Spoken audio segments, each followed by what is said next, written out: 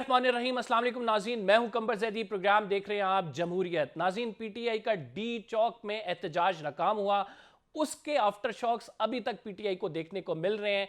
आज अलीमा खान साहिबा ने इमरान खान से मुलाकात की। इससे कल बैरिस्टर गौहर ने जब कल मुलाकात की थी तो इमरान खान साहब को सही हकाइक नहीं बताए गए थे। आज इमरान खान साहब ने अलीमा खान से जब मुलाकात की तो उन्होंने कहा कि मेरे अपनों ने मुझे बहुत कुछ बताया और बैरिस्टर गौहर शायद मामला फहमी से काम ले रहे हैं, उनकी जानिब से दुरुस्त चीज़ें नहीं बताई गई, शायद वो ना समझ हैं। इमरान खान साहब का अपनी क़यादत पर तहफ़्फ़ुज़ात का इजहार करना ये बड़े सवालात को जन्म देता है। आज प्रोग्राम में इसको डिस्कस करेंगे। दूसरी बड़ी इंपॉर्टेंट स्टोरी है इलेक्शन कमीशन के हवाले से। इलेक्शन ट्रिब्यूनल ने जो है एक उनकी जानिब से जो जज लगाए गए थे जस्टिस रिटायर्ड शकूर साहब, उनको इस्लामाबाद के हल्के 3 देखने थे और उन उम्मीदवारों की दरखास्तें जो फॉर्म 45 और फॉर्म 47 के हवाले से आई थी उनका फैसला करना था। उनके हवाले से एतराज़ात आए और जस्टिस तारिक महमूद जहांगीरी जो इस तमाम मामले को देख रहे थे उनको चैलेंज किया गया इस्लामाबाद हाई कोर्ट में और इस्लामाबाद हाई कोर्ट ने ये केस जो है रिमांड बैक कर दिया। इलेक्शन कमीशन ने दोबारा से इसका फैसला किया और दोबारा से जस्टिस तारिक महमूद जहांगीरी को हटा दिया है और जस्टिस तारिक महमूद जहांगीरी को हटाने के बाद जस्टिस शकूर पराचा साहब इस केस का फैसला करेंगे। अब इलेक्शन ट्रिब्यूनल का ये मामला जो कि 6 महीनों के अंदर डिसाइड होना था, लेकिन ताहाल ये डिसाइड नहीं हो पाया कि कौन सा जज इसको सुनेगा। अब पीटीआई क्योंकि कह रही है कि दोबारा हम इस मामले को चैलेंज करेंगे और सुप्रीम कोर्ट ऑफ पाकिस्तान जाया जाएगा। एक और इम्पॉर्टेंट स्टोरी जो है वो जो अमेरिका की जानिब से जरीदे का एक मजबून है वॉशिंगटन एग्जामिनर, इस स्टोरी में कहा गया है कि इमरान खान साहब की जो पॉलिसीज़ हैं वो अमेरिका मुखालिफ हैं और इस स्टोरी के मुताबिक उन्होंने ट्रंप एडमिनिस्ट्रेशन को ये मशवरा दिया है कि वो इमरान खान साहब के हवाले से अपनी पॉलिसी को बड़ा वाजे करें और बताएं कि जो इमरान खान साहब के इंटरेस्ट हैं वो अमेरिका से अलाइन नहीं है। इमरान खान साहब तालिबान का साथ देते हैं। इमरान खान साहब जो अमेरिका की जानिब से जंग थी अफ़गानिस्तान में उसको मुज़ाकरात के ज़रिए जो है रिजॉल्व करने के हामी थे। साथ ये भी कहा गया कि इमरान खान साहब की जानिब से जो बयानिया बनाया गया है वो अमरीका मुखालिफ बयानिया है, जिसके बाद उन्होंने पॉपुलैरिटी गेन की। बड़ा इंपॉर्टेंट टॉपिक है, इस पर भी बात करेंगे। हमारे साथ मौजूद हैं अज़हर सिद्दीक साहब, सीनियर तज्ज़ियाकार हैं। हमें ज्वाइन किया है माजिद निज़ामी साहब ने, ये भी सीनियर तज्ज़ियाकार हैं। आप दोनों मौजूद मेहमान ग्रामी का शुक्रिया। स्टार्टिंग फ्रॉम यू अज़हर साहब, आज इमरान खान साहब ने अपनी ही क़यादत पे तहफ़्फ़ुज़ात का इजहार किया है, उनको सही पिक्चर नहीं बताई जा रही। एहतजाज खत्म हो गया लेकिन उसके हम आफ्टर शॉक्स देख रहे हैं, तो इमरान खान साहब को क्यों नहीं सही गाइड करते और आपका इस पे क्या नुक्ता नजर है, क्यों क़यादत उनसे हकाइक छुपा रही है? बहुत शुक्रिया। देखिए, क्वेश्चन एक तो बड़ा वाज़ेह है कि इमरान खान साहब तक रसाई होने नहीं दी जा रही। यानी तस्वीर के 2 रुख मैंने आपके सामने रखना है कि इमरान खान साहब तक तस्वीर का सही रुख, यानी जब से ये लॉन्ग मार्च या धरने का या 24 नवंबर का फैसला किया, उसके बाद इमरान खान साहब की मूवमेंट रिस्ट्रिक्ट कर दी उन्होंने। वो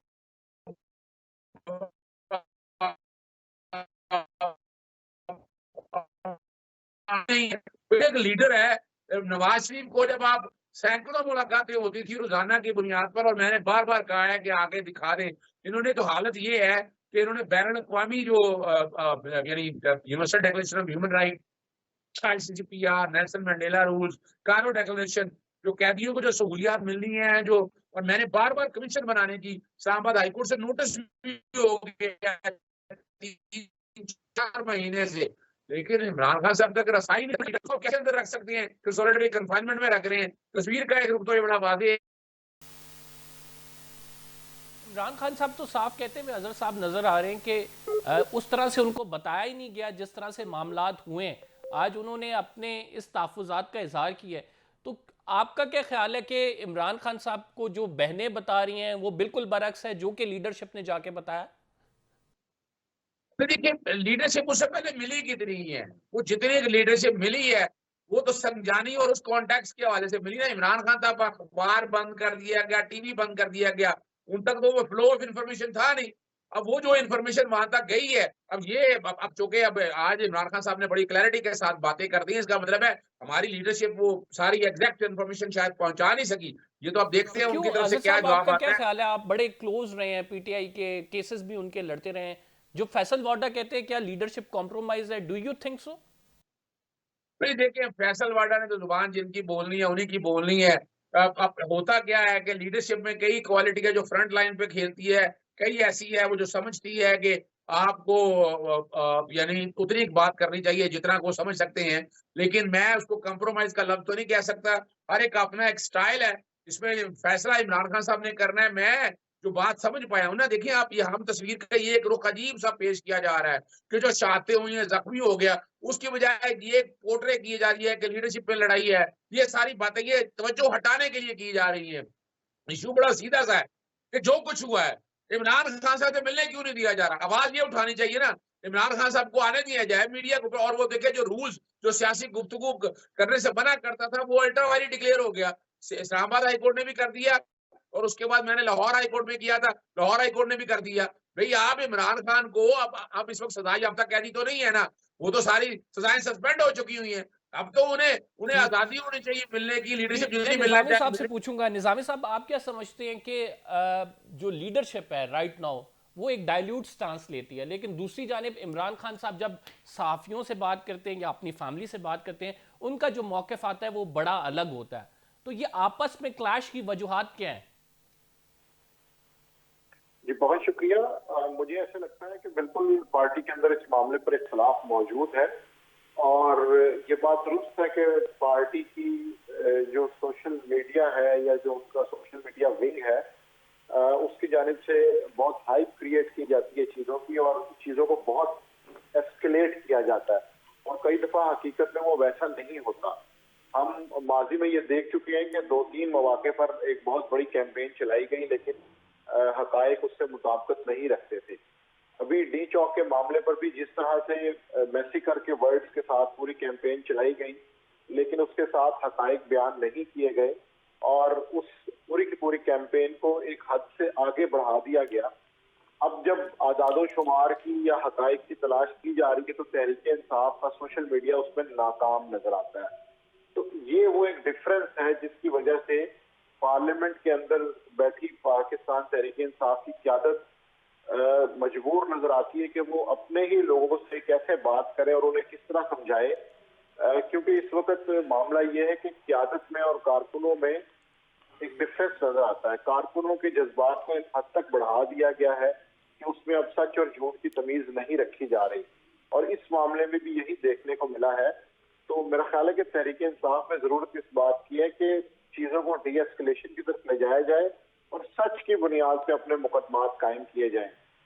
मिसाल के तौर पर अभी अलीमीर गंडापुर की जानिब से ये कहा गया है कि डी चौक सानिया में शहीद होने वालों को 1 करोड़ रुपया मिलेगा और जख्मियों को 50-50 लाख रुपए मिलेंगे। ये टेस्ट केस हो सकता है कि ये आने वाले दिनों में पता चल जाएगा कि कितने लोगों को करोड़ करोड़ रुपया मिला है। उससे आपको शोहदा की तहरीक इंसाफ जिन्हें शोहदा कह रही है उनकी एग्जैक्ट तादाद पता चल जाएगी। तो मैं समझता हूँ कि इस वक्त हकायक की बुनियाद पर अगर तहरीक इंसाफ अपना केस बिल्ड करे तो उसे मामलात के हल की तरफ जाने में आसानी होगी। इस वक्त लेकिन प्रोपेगेंडा निज़ामी साहब, या don't social you media think की कि जो बुनियाद पे काम किया कारकुन जा की रहा है। राय है वो डिपिक्ट करती है जो करंट सूरत हाल है? कारकुन जज्बाती होता है, कारकुन गुस्से होता है जब पार्टी को दीवार से लगाया जाता है, जब रेड्स किए जाते हैं, जब लीडरशिप पे मुकदमे दायर होते हैं, आए दिन नए मुकदमे बन रहे होते हैं, तो कारकुन तो उसको डिपेक्ट करता है। लेकिन जो क्यादत है, चूंकि वो पार्लियामेंट में, चूंकि वो हमें मौके पर नज़र नहीं आती है, वो जब इमरान खान साहब के पास जाते हैं, वहाँ से कोई सख्त रिस्पॉन्स आता है तो वो चुप कर जाते हैं, उसे डाइल्यूट करने की कोशिश करते हैं। तो ये बड़ा वाजे एक कॉन्फ्लिक्ट तो मौजूद है। कारकुन कुछ और चाहता है, जो राइट नाउ की आदत मौजूद है वो उस तरह से चीज़ें कर नहीं रही है। तो इसका आप ये समझते हैं तरीके इंसाफ के लिए बड़ी डैमेजिंग है ये चीज़? जी मैं आपकी बात से बिल्कुल इत्तेफाक करता हूँ कि इस हवाले से तहरीक इंसाफ में ये खलीज गहरी होती जा रही है। लेकिन मैं ये भी समझता हूँ कि ये क़यादत की जिम्मेदारी होती है कि वो कारकुनान के जज्बात को एक मुकर्ररा हद से आगे नहीं जाने दें। उसकी वजह यह है कि हम एक जमहूरियत में है, एक रियासत है। ये वो अखाड़ा तो है नहीं जिसमें पहलवानों की लड़ाई हो रही है। तहरीक इंसाफ ने 2-3 दफा एहतजाज के जरिए, लड़ाई मार कुटाई के जरिए, पुरतशद्दुद मुजाहिरों के जरिए अपने मुतालबात मनवाने की कोशिश की है। लेकिन उसमें वो बुरी तरह नाकाम रहे हैं। तो इसलिए अब ऐसे लगता है कि यह मामला मुज़ाकरात से, कॉन्फिडेंस बिल्डिंग से ही हल होगा। और एक किसी भी सियासी जमात की ये कामयाबी होती है कि वो कारकुनों के जज्बात को एस्केलेट भी करे। ये तो बड़ा आसान होता है कि आप कारकुनों के जज्बात को भड़का दें, लेकिन सियासी जमात, हमने ये एमक्यूएम की मिसाल हमारे सामने है, मैं मुख्तसरन आपको बताना चाहता हूँ कि एमक्यूएम में भी यही हुआ था कि कारकुन और बानी मुत्तहिदा मिल गए थे और राब्ता कमेटी इर्रेलेवेंट हुई थी, और फिर उसका नुकसान हमने ये देखा कि एमक्यूएम जो है वो पूरी की पूरी एक दिन खत्म हो गई। तो इसलिए मैं समझता हूँ कि क़यादत की जानिब से जब रास्ते निकाले जा रहे हों तो उस वक्त कारकुनान को ये समझना चाहिए।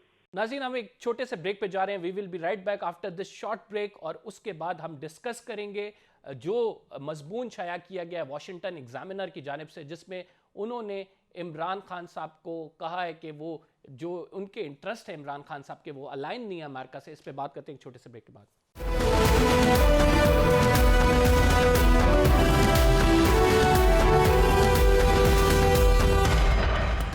वेलकम बैक नाज़रीन। अमेरिका के मशहूर अखबार वॉशिंगटन एग्जामिनर ने एक स्टोरी पब्लिश किया है जो कि ट्रंप इंतज़ामिया को एक मशवरा है। उस स्टोरी में वो लिखते हैं कि इमरान खान साहब ने अपनी पॉलिटिकल कैंपेन जो है अमेरिका मुखालिफ बयानिए पे खड़ी की। इमरान खान अमरीकी इंटरेस्ट के मुखालिफ हैं।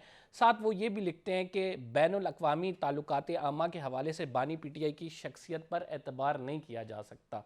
बड़ी इंपॉर्टेंट स्टोरी है जिसमें वो तालिबान की हमायत, दहशत गर्दी के ख़िलाफ़ जंग, उसामा बिन लादेन के हवाले से बानी पीटीआई के नुक्ता नज़र को अमरीकी सपोर्ट के हवाले से भी लिंक करते हैं, और वो कहते हैं कि अमरीका का टोटली मौक़िफ़ अलग है, इमरान खान साहब एक अलग रेस पे चल रहे हैं। तो इस पर बात करेंगे माजिद निज़ामी से। पहले इस पर कोई कमेंट ले लूँगा, फिर उसके बाद मैं जो है अज़हर सिद्दीक़ की जानिब जाऊँगा।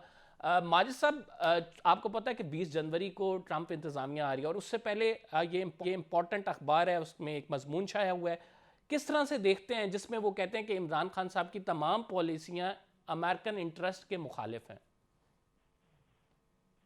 जी, मेरे ख्याल में इस तरह की जो क्यास आराइयाँ हैं उनसे निकलते हुए अगर हम इमरान खान साहब के दौरे हुकूमत को देखें तो उसके अंदर कोई ऐसा बड़ा अमेरिका मुखालिफ कदम नहीं उठाया गया। एक इंटरव्यू में एब्सोल्युटली नॉट की बात की गई थी, जिसे तहरीक इंसाफ के सोशल मीडिया ने खासी हद तक मशहूर भी किया और उसे फैलाया भी। इसके अलावा हमें अमली तौर पर पाकिस्तान में इमरान हुकूमत में ऐसे कोई इक़दाम नजर नहीं आते कि जिसकी बुनियाद पे हम ये दावा कर सकें कि पाकिस्तान में इमरान खान के दौरे हुकूमत में अमेरिका मुखालिफ खारजा पॉलिसी थी। तो इसलिए मुझे लगता है कि आने वाले दिनों में अमेरिका में जब नई इंतजामिया आएगी तो उनकी पॉलिसीज भी वाज़ेह होंगी। तो बुनियादी तौर पे ये दो लॉबीज की जानिब से ये दावे किए जाते हैं। एक जानिब तो उन्हें ट्रंप का दोस्त जाहिर किया जाता है, और दूसरी लॉबी की जानिब से ये कहा जाता है कि उनके ख्यालात इस तरह के नहीं है कि अमेरिका की फॉरेन पॉलिसी उनको कोई फायदा पहुंचाए। तो ये दोनों लॉबीज की जानिब से काम जारी है। अब देखना ये है कि नई, लेकिन निज़ामी साहब ये बात तो दुरुस्त है कि इमरान खान साहब जब इक़्तिदार की कुर्सी से हटे तो उसके बाद जो उन्होंने बयानिया बनाया वो अमेरिकन मुखालिफ बयानिया था, और उसी पे उन्होंने शोहरत हासिल की क्योंकि पाकिस्तान में बिकता बहुत है। तो ये बात तो बड़ी दुरुस्त है उसकी मजमून की। जी, इस हवाले से तो ये एक बड़ी कामयाब सियासी कैंपेन थी कि जिसका हकायक से ताल्लुक नहीं था, लेकिन इसके बावजूद उसको अवाम के अंदर पजीराई मिली, और अब 2-3 साल गुजरने के बाद ये चीज मुख्तलिफ सबूत के साथ सामने आ रही है कि इस हवाले से कुछ ठोस शवाहिद मौजूद नहीं थे।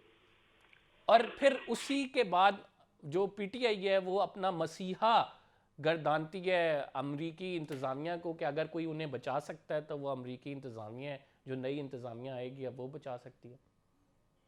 असल में इमरान खान साहब इस वक्त अपने कारकुनान और हामियों में जिस मकबूलियत पर फाइज हैं, तो वो कोई भी पॉलिसी ले उसमें हमें यही देखने को मिलता है कि कारकुनान उनकी हमायत करते हैं। जनरल फैज हमीद का मामला हो, 9 मई का मामला हो, इसके अलावा अमेरिकन पॉलिसी की बात हो, ये सारी ऐसी चीजें हैं कि जिनके ऊपर एक से जायद मुख्तलिफ बयानात मौजूद हैं, लेकिन इसके बावजूद इन तमाम बयानात के लिए तहरीक इंसाफ का कारकुन मौजूद रहता है और उनसे इत्तेफाक करता है। ठीक, मैं अजहर सिद्दीक की जानिब बढ़ूंगा। अजहर साहब, आप क्या समझते हैं इस स्टोरी पे, आपका क्या रद्द अमल है जो कि वॉशिंगटन एग्जामिनर की तरफ से आई है? और डू यू थिंक कि अभी भी पीटीआई जो है वो नई अमेरिकन इंतज़ामिया की तरफ नहीं देख रही?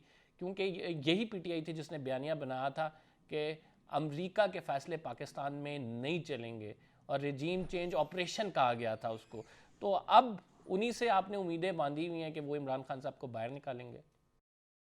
अच्छा, मैं सिर्फ एक बात क्लियर कर दूं। देखें, एक बात तो बड़ी वजाहत के साथ बताता चलूं कि पाकिस्तान इन तहरीक इंसाफ का किसी इंतशारी दौलत से कोई ताल्लुक नहीं है और बड़ी पुरअमन जमात है। आप सिर्फ ये देख लें कि ये सारे में गोलियां खा ली, कोई पाकिस्तान तहरीक इंसाफ ने किसी पे गोली नहीं चलाई, ना कोई ऐसा बंदा साथ था। वो आप बेवकूफ बनाते हैं कौम को जैसे भी, और इसीलिए जुडिशल कमीशन का बार बार मैं मुतालबा करता हूँ कि ताकि हकायक सामने आ जाए। पाकिस्तान तहरीक इंसाफ पाकिस्तानी तारीख की वाहिद जमात है कि जिसने डंडा छोड़ा अपने हाथ में उठाया। जिन लोगों ने किया, 9 में कोई नहीं किया, हम लोगों ने ना, हमारा कोई ताल्लुक था ना कंसर्न था। अब आते हैं इस बात की तरफ। देखिए, एब्सोल्युटली नॉट का नारा लगाया और ऑपरेशन अचीव चेंज बड़ी वजाहत के साथ, वो जो बिडेन इंतजामिया के साथ, और ये सारी बातें बड़ी क्लैरिटी के साथ है। यानी इसमें तो कोई शक नहीं है कि चीजें सारी अगर चेंज आई तो किस वजह से चेंज आई। सामने हमारा यहाँ जो एक बात तो है, हुकूमत को मुबारक हो जो बड़ा इल्जाम लगाती थी हमारे ऊपर कि हम पाकिस्तान हम अमेरिका के साथ मिले हुए हैं, हम कोई इसराइल के साथ हैं या ऐसी कोई बातें। तो आज चीज क्लियर होगी, उन्होंने क्लियर कर दिया कि इमरान खान के हवाले से कोई जो इंतजामिया है अमेरिकन या पेंटागन वगैरह, वो कोई सारे मामले में नहीं देख रहा। हम कहाँ देख रहे हैं वो मैं बता देता हूँ आपको। हमारा है ह्यूमन राइट वायलेशन के हवाले से। हमने कोई लॉबियस नहीं किया, हमने वहां पर सारी पोजीशन रखी है जो पाकिस्तान के अंदर फसाइयत हो रही है। जो ये बादशाह के दौर में नहीं हुआ, जो यहाँ औरतों के साथ, बच्चों के साथ, इमरान खान सॉलिटरी कन्फाइनमेंट, ये वो सारे मामले जो हैं। और वहां ह्यूमन राइट वायलेशन को सामने, पहले यूएन वर्किंग पेपर आया कुछ 26-27 दफों का, उसने क्लैरिटी दे दी। अब यूके पार्लियामेंट के अंदर हमारा ये भाई यूके पार्लियामेंट ने कोई पाकिस्तान के अंदर उन्होंने ह्यूमन राइट वायलेशन के हवाले से बात उठाई है। इसी तरह यूएसए के बाद यूके ने उठाया बात। तो वो बात बड़ी वाज़ेह है। वो universal declaration of human right या आईसीसीपीआर या बाकी चीजों के हवाले से है, उसका अमेरिकन पॉलिसी से कोई हाँ, एक एडवांटेज जो हम समझते हैं कि जो ये फसाइयत हो रही है, जो जुल्म हो रहा है, जो ज्यादतियां हो रही हैं पाकिस्तान के अंदर, और इस पे कोई भी हो, पूरी दुनिया, यानी कश्मीर के अंदर क्या हो रहा है, यही कुछ हो रहा है। आप अपना फलस्तीन के अंदर जाए, क्या हो रहा है, वहां के लोगों के साथ जुल्म हो रहा है ना। तो यहाँ भी वहां हमारे लोगों के साथ जुल्म हो रहा है। तो इसके ऊपर उन्होंने सख्त स्टैंड ले ली है। वो फलस्तीन वाले मामले में क्लैरिटी के साथ है, ह्यूमन राइट वायलेशन वो होने नहीं देंगे। इसका एक एडवांटेज किसी ना किसी अच्छा शक्ल साहब, में हो आपका मौक़िफ़ आ गया। इस पे एक और इम्पोर्टेंट स्टोरी डिस्कस करनी है, इससे पहले हम ब्रेक पे जाएं, और वो इलेक्शन ट्रिब्यूनल के हवाले से जो फैसला इलेक्शन कमीशन का आज उसकी है। आप माहिर कानून भी हैं। ये फैसला जो है पीटीआई ने हाई कोर्ट में चैलेंज किया था, हाई कोर्ट ने रिमांड बैक कर दिया इलेक्शन कमीशन को, और इलेक्शन कमीशन ने वही फैसला किया। जस्टिस अब्दुल शकूर प्राचा को जो है लगा दिया गया जस्टिस तारिक महमूद जहांगीरी की जगह। जस्टिस तारिक महमूद जहांगीरी ने फॉर्म 45 और फॉर्म 47 के हवाले से काफ़ी बातें की थी। मुस्लिम लीग नून को काफ़ी एतराज़ात थे और तीनों उम्मीदवारों ने उनके खिलाफ जो है वो इलेक्शन कमीशन को शिकायत की थी। क्या कहेंगे, एक्सपेक्टेड था ये फैसला? अच्छा, देखिए, ये तो एक्सपेक्टेड था। उसकी वजह समझिए जरा। वजह ये है कि मौजूदा पार्लियामान या जो बैठे, यानी इन्होंने क्या, यानी जब इलेक्शन अनाउंस हुए उसके अंदर था कि इलेक्शन ट्राइब्यूनल जो है सिटिंग जजेस होंगे ताकि आजाद और खुद मुख्तारी रहे। लेकिन आपने देखा कि जब 45-47 आया तो सबसे पहले एक ऑर्डिनेंस के जरिए वहां रिटायर्ड जजेस लगाने की बात हुई। पहले ऑर्डिनेंस आया, ऑर्डिनेंस के बाद कानून बना। लाहौर हाई कोर्ट ने इस सारे मामले में बड़ा क्लैरिटी के साथ रोक दिया, ये भी आपके बात है। इस्लामाबाद हाई कोर्ट ने अब 180 दिन के अंदर फैसला करना था। आज तक 180 दिन ने कब के गुजर गए 180 दिन। और ये मामला जो कि जुरिडिक्शनल इशू भी था, ये चैलेंज भी किया गया। और चीफ जस्टिस आमिर फारूक साहब ने कहा वो जो रिटायर्ड जजेस लगाने की प्रोविजन को इंट्रा वायरी करार दिया, वो हमने सुप्रीम कोर्ट चैलेंज की हुई है ऑलरेडी। और अब भी हम आज भी समझते हैं कि हुकूमत वक्त अगर वाकई सिंसियरिटी इन्हें हाई कोर्ट के जजेस के पास है, वो है, उन्होंने ये रिटायर्ड जजेस लगाने की वजह बताए ना कि क्या है। नाज़रीन, हम एक छोटे से ब्रेक पे जा रहे हैं। We will be right back after this short break.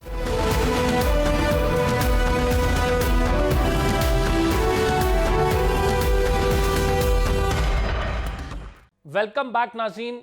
बात करेंगे प्रोग्राम में मशरिक़ वुस्ता की। डोनाल्ड ट्रंप ने अपने ओहदे का हल्फ उठाने से पहले मशरिक़ वुस्ता के हवाले से इंतहाई अहम स्टेटमेंट दी है। डोनाल्ड ट्रंप ये कहते हैं कि अगर इसराइल के यरगमाली उनको वापस ना किए हमास ने, तो वो मशरिक वस्ता को जहन्नुम बना देंगे, उसको एक नई आग में धकेल दिया जाएगा और ऐसा रिस्पॉन्स दिया जाएगा जो आज से पहले अमेरिका ने कभी नहीं दिया। उनकी ये स्टेटमेंट क्या पॉलिसी स्टेटमेंट है। एक्सपेक्ट ये किया जा रहा था कि डोनाल्ड ट्रंप जब आएंगे तो जितनी भी जारी जंगें हैं उनको ख़त्म कर दिया जाएगा, क्योंकि इंतखाबात में उन्होंने ये नारा लगाया था। लेकिन अब मामलात ऐसे नज़र नहीं आ रहे हैं। दूसरी तरफ लेबनान में जिस तरह से इसराइल मुआहदे की खिलाफ वर्जी कर रहा है और अब तक वहाँ पर हमले किए जा रहे हैं, डिस्पाइट ऑफ द फैक्ट कि इन दोनों के दरमियान एक अमन मुआहदा हो गया है और यूएन इसको वॉच भी कर रहा है। इस पर भी बात करेंगे। हमें ज्वाइन किया है ब्रिगेडियर रिटायर्ड राशिद वली साहब ने, उनसे जानेंगे कि वो इस मामले पर क्या कहते हैं। ब्रिगेडियर साहब बहुत शुक्रिया। अमरीकी सदर का ये बयान इंतहाई अहमियत का हामिल है जब वो ये कहते हैं कि हम जहन्नुम बना देंगे मशरिक वस्ता को। अभी तो उन्होंने हल्फ बर्दारी की तकरीब उनकी मुनक्किद नहीं हुई, अपने ओहदे का हल्फ नहीं लिया, लेकिन पहले से ये बयान जो दिया गया इसकी क्या अहमियत है। और दूसरा, जो एक्सपेक्टेशन थी उनसे कि वो जब आएंगे तो जंग बिल्कुल ख़त्म हो जाएगी या फिर वो पीस डील की तरफ जाएंगे जिस तरह से लेबनान से भी मुआहदा हुआ, लेकिन हम इसके बरअक्स देख रहे हैं उनके जो बयानात आ रहे हैं। देखिए, ये जो लेबनान के साथ हुआ है, ये तो इसमें लेबनान की इंटरनल डायनामिक्स को भी दखल है, क्योंकि वहाँ पे सेक्टेरियन एक डिनोमिनेशंस काफ़ी हैं।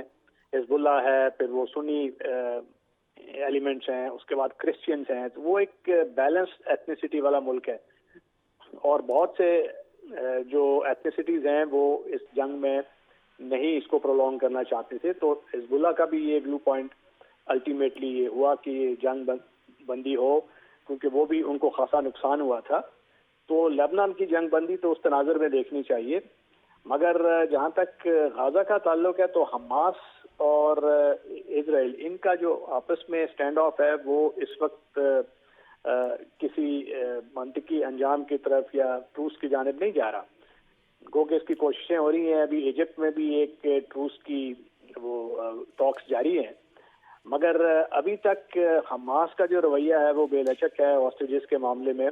और नेतन्याहू जो जिनकी जो इलेक्टोरल साख खासी गिर रही थी, अब वो जंग की वजह से उनकी कोई इलेक्टोरल रेटिंग्स भी बेहतर हुई हैं और लगता ऐसे है कि उनके जो हार्ड लाइनर्स हैं वो भी जंग की दवालत को की तरफ जाना चाहते हैं और कोई ऐसा डील लेना चाहते हैं जिसमें उनको जीत का एलिमेंट मुज़मिर हो। जिसमें अब यहाँ पे आते हैं ट्रम्प साहब, जो कि अभी तक उन्होंने सदर हल्फ नहीं उठाया, मगर उससे पहले ही इस किस्म की वो स्टेटमेंट्स देना शुरू किए हैं।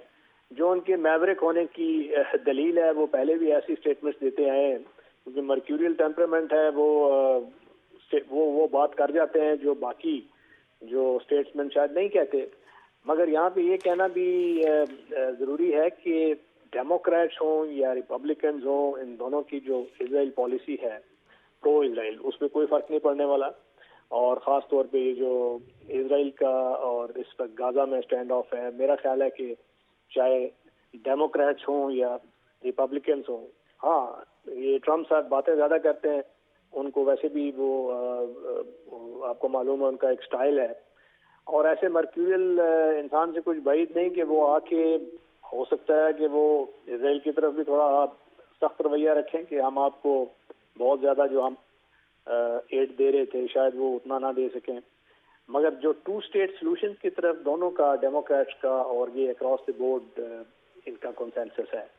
और अब इस जंग में वो जो प्रेशर टैक्टिक्स हैं, आपने देखा है कि सीरिया में भी उसको आहिस्ता आहिस्ता क्रीप इन कर रहा है कि जो हयातुल तहरीर शाम है उसने जो हल्फ पे कब्जा किया, उसके बाद आगे वो क्रीप इन कर रही है और उसको सपोर्ट हासिल है जो गालिबन टैसिट सपोर्ट, ओवर्ट तो नहीं, अमेरिका की और तुर्की की भी मामनत है। तो दूसरी जानिब रूस है और ईरान है और उसकी जो ये बड़ा इंपॉर्टेंट मामला है, इस पे भी बात करते हैं। लेकिन ब्रिगेडियर साहब, एक जो सवाल पैदा होता है कि कतर में मुज़ाकरात होते रहे, कोशिश होती रही कि यरगमालियों के हवाले से जो इसराइल का मौक़िफ़ है और फिर जो पैलेस्टीन जंग बंदी के हवाले से बात कर रहा है कि आप अपनी टेरिटरी में वापस जाएं, इस पर कोई नतीजा खेज जो है मुज़ाकरात हो। लेकिन हमने देखा कि कतर के मुज़ाकरात में डिस्पाइट ऑफ द इंटरवेंशन हमें फ्रांस और बरतानिया की भी नज़र आई, कोई हल की तरफ नहीं गए मामलात। अब नई अमरीकी इंतज़ामिया आएगी, अब नई अमरीकी इंतज़ामिया से जो आम आवाम है उसकी बड़ी उम्मीदें हैं, ख़ासुसन अमेरिका में भी, कि कुछ ना कुछ तब्दीली आएगी। लेकिन इन स्टेटमेंट से अमेरिका की पॉलिसी स्टेटमेंट तो ये लगती है कि जंग की तरफ मज़ीद धकेला जाएगा और ये जो जंग जारी है ये रुकने का नाम नहीं लेगी। अब जी, लग तो बज़ाहिर ऐसा ही रहा है, और अमेरिका ने कोशिश की है बसात भर के वो सऊदी अरेबिया को भी डिफेंस एग्रीमेंट की कैरेट दिखा के उसको भी अपने स्फीयर ऑफ इन्फ्लुएंस में लाए, और उस पे जो थोड़ा लचक दिखाए सऊदी अरेबिया 2 स्टेट सोल्यूशन पे, और इसराइल के साथ ताल्लुकात अस्तवार हों और उसके बाद प्रेशर डाला जाए। मगर सऊदी अरेबिया ने वो जो उनका ओवरचर था उसको नज़रअंदाज कर दिया है, और अभी तक वही स्टांस रखा है कि हम उस वक्त तक इसराइल के साथ ताल्लुकात बेहतर नहीं करेंगे जब तक ये 2 स्टेट सोल्यूशन की कोई गारंटी नहीं देगा। तो वहाँ तो चीज़ें रुकी हुई हैं। तो अमेरिका का तो रवैया और अमेरिका का जो इस पे एटीट्यूड है बड़ा वाज़ेह है, और अब वो पोस्ट कॉन्फ्लिक्ट गाजा का जो इंतज़ाम होगा उसकी तरफ इसराइल की नज़रें हैं कि वो ये नहीं चाहते कि यहाँ पे कोई हमास की प्रेजेंस हो किसी भी सूरत। और वो इस पे, जैसा कि उनका पहले वतीरा रहा है कि हर कॉन्फ्लिक्ट के बाद उन्होंने कॉन्फ्लिक्ट जोन में अपना असर रसूख बढ़ाया है, कुछ टेरिटरी जम कर ली है, कुछ पे वैसे अपना वो अमलदारी कायम की है, और जिस तरीके से उन्होंने वेस्ट बैंक में एक अरेंजमेंट रखी हुई थी उस तरीके से अभी गाजा में उसको मजीद अपना कंट्रोल जो उसको मजबूत करेंगे। तो उसके चूंकि खदोखाल वाजे नहीं है और हमास को इसी चीज़ की वो शिकायत है, उस पर वो रेजिस्ट कर रहे हैं कि अगर तो इसराइल गारंटीज ही नहीं दे रहा कि हम हॉस्टेज अगर रिलीज कर दें उसके बाद किस किस्म का यहाँ पे वो इंतज़ाम कायम करेंगे, किसकी अमलदारी होगी, क्या इधर कोई ऑक्यूपाइंग ट्रुप्स होंगे, क्या इसके जो हमारे जो बाहर आने जाने के रास्ते हैं उन पे वो चेक पॉइंट्स लगाएंगे।